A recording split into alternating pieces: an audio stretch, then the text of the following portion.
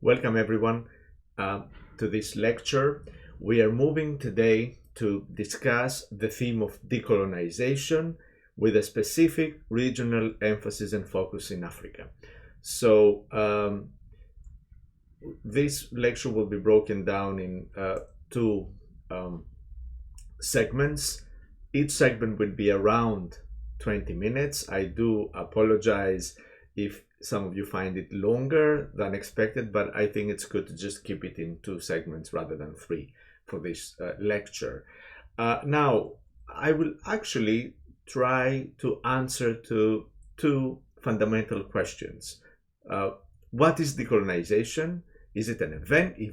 Is it a singular event, a set of events? Or is it a process, a historical process that happens over time that has various different outcomes? And second, how did decolonization impact Europe? Now, I am aware you are having courses that explore the non-European world. A problem with the European history courses sometimes is that they tend to appear more Eurocentric. What I thought of doing in this lecture is showing you or gesturing to a way that decolonization affects Europe that we don't really discuss much. And then I will end the lecture with a few conclusions and maybe themes for our broader discussion. For our presentation, I have asked you to those who will present to present as case studies. Hopefully not the case studies or a different version of the case studies I will be presenting here. And this, takes me to the way I'm structuring this lecture. First, I've decided to focus on Africa. But again, I should say that, decolonization as a process doesn't really evolve around Africa only. It evolves around many different parts of the world: Asia, the Middle East, and Africa, among other things. Now, I'd like to get your eyes acquainted, especially those of you who know minimal things about the history of Africa, to the actual, geography, to the actual territory. And I found this map quite instructive because it gives us a sense of where we are when we're talking about decolonization. We are in the period we are covering in the module these weeks, in the 50s and 60s. As a process, decolonization starts right after the Second World War. If we were to define decolonization as the moment whereby former colonial parts of the world acquire independence. And scholars sometimes talk about waves. The first wave in the mid to late 40s, then the second wave with Africa in the 50s and 60s. Now, if we were in class, I would have asked you what you observe here. And I think a fairly, straightforward observation is that the brunt of the African possessions belonged, as it were, to Great Britain and France. And here, and this is a breakdown of the different parts of the world as we know them today, where Britain exercised this form of colonial rule, which after the 20s and 30s, remember the League of Nations, became some kind of, not direct rule, but indirect rule. Britain and the other countries oversaw the administration of these parts of the world.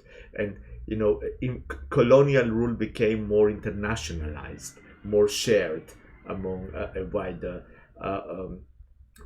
bureaucracies, international bureaucracies in the 20s and 30s. And as we move on after the Second World War, it becomes the managing of the process of decolonization falls under the UN Trusteeship Council.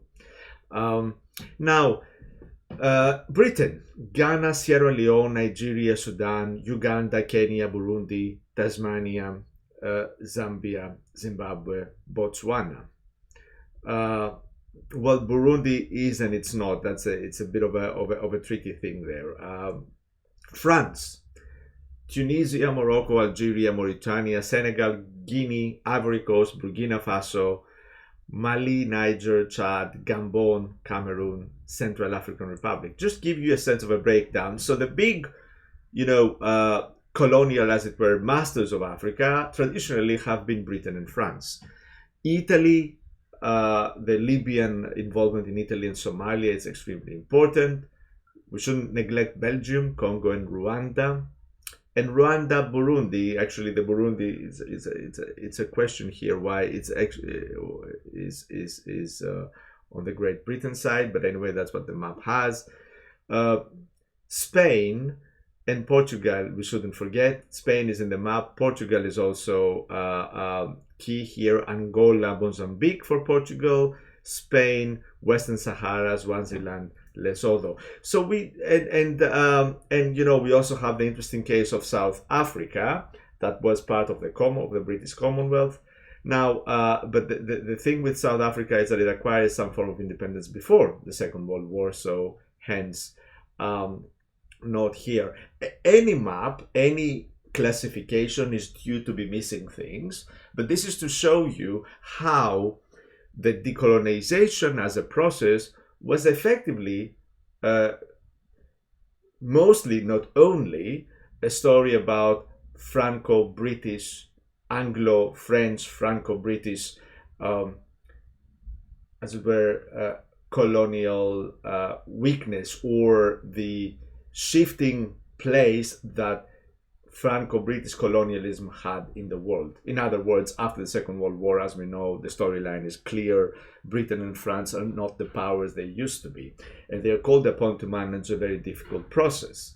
Now, at the same time that, the air of independence and air of freedom is blowing in the colonial world, in Africa and elsewhere, with the consolidation of the United Nations, a new chapter begins, and that's how it's usually presented in world, where the dream for universal human rights, the idea that any person may enjoy freedom, is being put front and center of world politics. However, something I would like to flag here before I go into my case studies is that we need to remember that there is no switch that kind of, is turned on, as it were, after the Second World War, and all of a sudden the world becomes decolonized. The creation of the United Nations in the late 1940s leaves 750 million people across the world colonized. The Declaration of Independence, which is a foundational document for human rights, the Declaration of Human Rights, not of Independence, does not criticize imperialism. There is no mention of self-determination in the Declaration of Independence. And this is important because in the colonial world, and we are here late 40s, early 50s, claims to decolonization, to independence, to self-government, were not based on human rights, but on the, as it were, collectivist sovereignty of the nation state, on claims to national self-determination.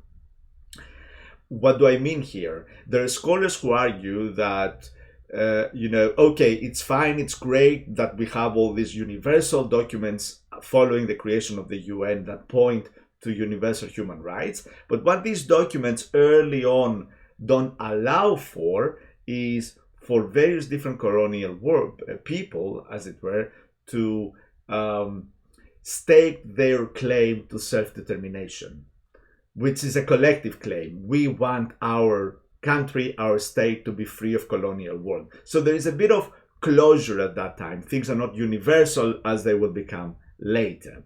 And it's important to bear this in mind. However, this is not to depreciate the structure of the new world order coming in with the United Nations. There are several agencies that are dealing with refugee emergencies, that they're aiding the underdeveloped world that we need to account for. However, the point I'm driving home here is that we need to be a bit skeptical about all these universal claims to human rights, etc., that we find in the early 50s, because they don't quite correspond to the realities on the colonial ground, and certainly not in Africa. Another dimension here I'd like you to be aware of when we're talking about decolonization, and it also links to things we've been discussing in this course, is the Cold War dimension. We are at a point in time where British and France are not do not have the influence, or Belgium, etc., that they used to have in the world. We have the rise of new powers, especially Russia and America. And here, in different ways, both of these powers want to be seen in the world as allowing for or making it easier for colonial people, formerly colonized people, to acquire their own self-government, their own independence. And this is a quote from Khrushchev in 1960, when we're at the peak of these decolonization movements. Khrushchev says, a new period has begun in the history of mankind, in which the peoples of Asia, Africa, and Latin America have begun to take an active part in determining the destiny of the whole world, side by side with the peoples of Europe and North America. So, and Russia and the socialist sphere, Eastern Europe, the socialist Eastern Europe, are forging ties with African states. This is a Russian poster of the period saying freedom to all the people of Africa.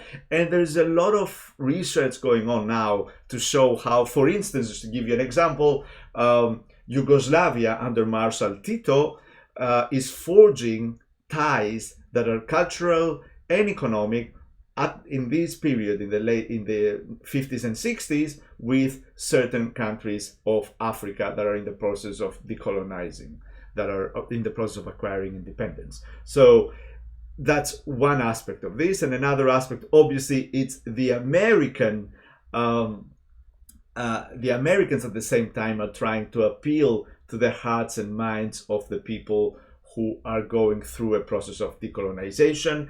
And obviously they are trying to project to the world the idea that their power is not like the classical 19th century Anglo-American imperial power, Anglo-French imperial power. And this is from John F. Kennedy a year later, responding to Khrushchev and other Russian initiatives in Africa. Their revolution, Kennedy says, is the greatest in human history. They seek an end to injustice, tyranny, and exploitation. All the great wars, and theirs is a revolution which we would support regardless of the Cold War.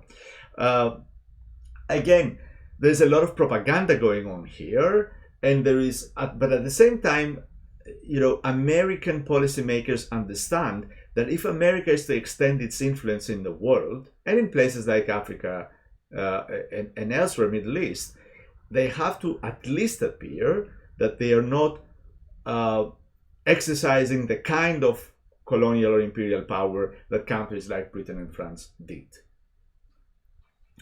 At the same time, coming back to Britain and France, there are some midway solutions, as it were, that policymakers from Britain and France are toying with in trying to manage this process. For instance, there's this idea of the evolution of the British Commonwealth of Nations to become some kind of an umbrella organization that seeks to maintain the colonies in the imperial sphere of influence, at the same time granting them formal independence.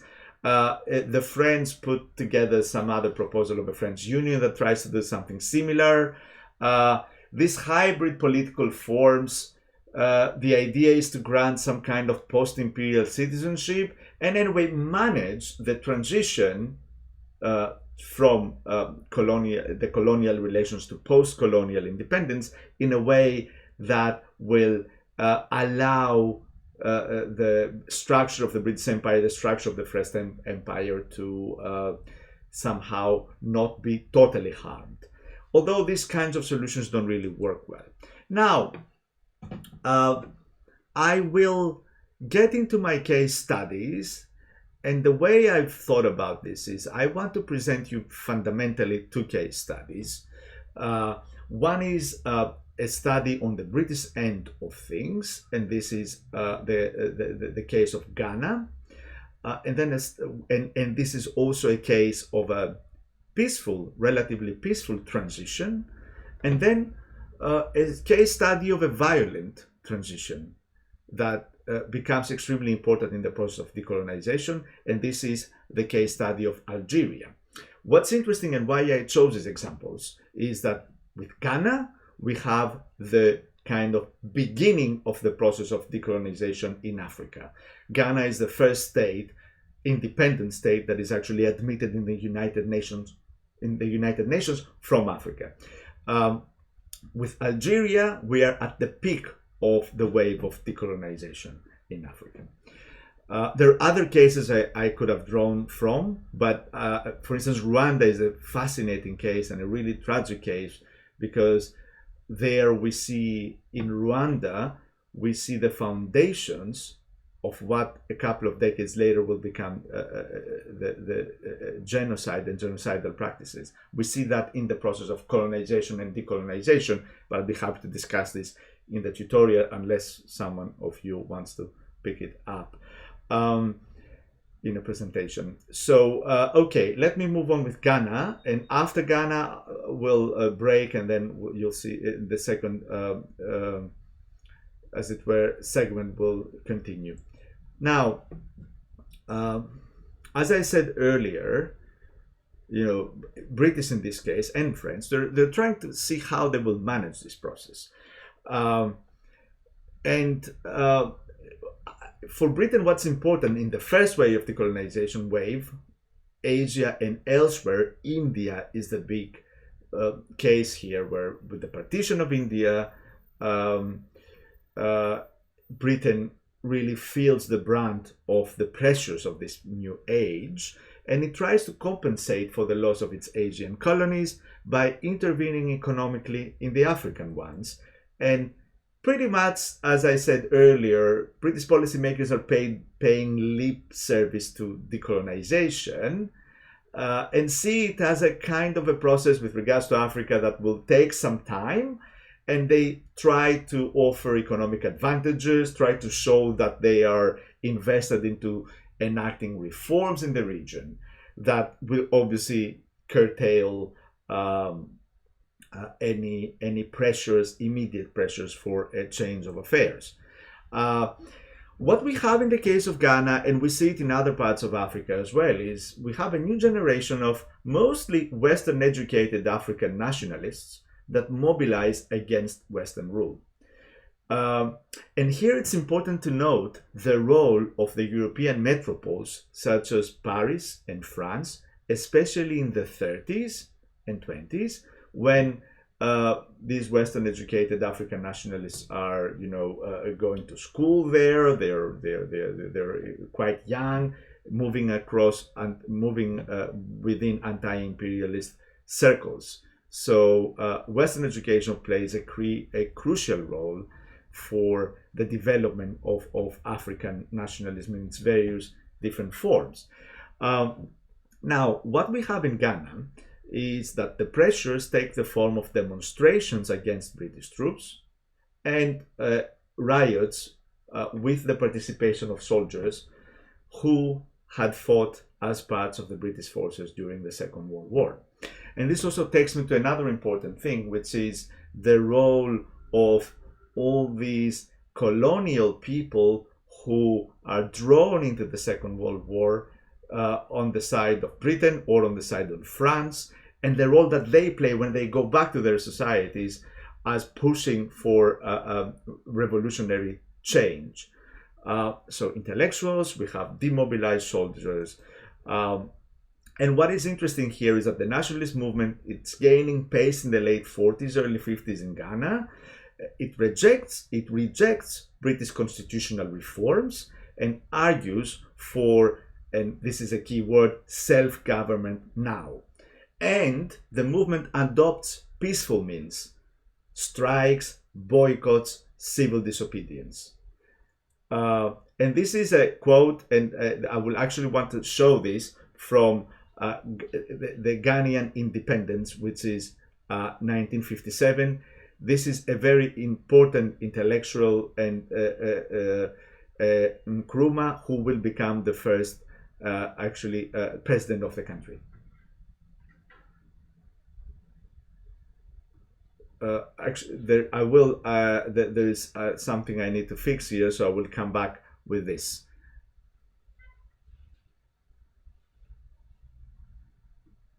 In the second segment.